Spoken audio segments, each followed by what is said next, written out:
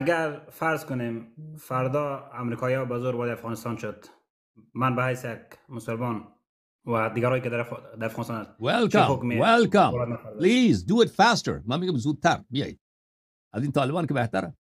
با خدا امریکایی بیاد. امریکایی آمدن 20 سال گذشته افغانستان آباد شد. کابل یه خرابه بود.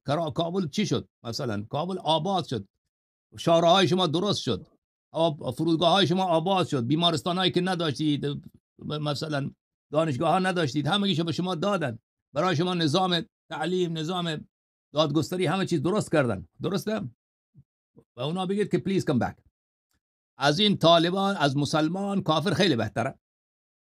از این که ما یک حاکمانی داشته باشیم از قوم سگ، با جای او یک امریکایی بیاد، من که خوشم برادر. من میگم که لطفاً زودتر بیایید یک جنرال امریکایی اونجا بیاد رئیس جمهور افغانستان بشه، خیلی بهتره که یک کسی از قوم سگ ولی اونجا بیاد مگر من حاکم افغانستانم. متوجه هستی؟ بله تشکر. آره. تشکر جان. نظر شما چیه؟ شما مخالفی؟ نه مخالف نیستم، می‌خواستم آره شما همگی شما باید شما همگیتان بنویسید، تقاضا کنید که بیاید لطفاً این قوم سگ را از سر ما بردارید. شما خود اینا رو خود تازه امریکایی آورده، همین طالبان رو امریکایی مسلط کرده.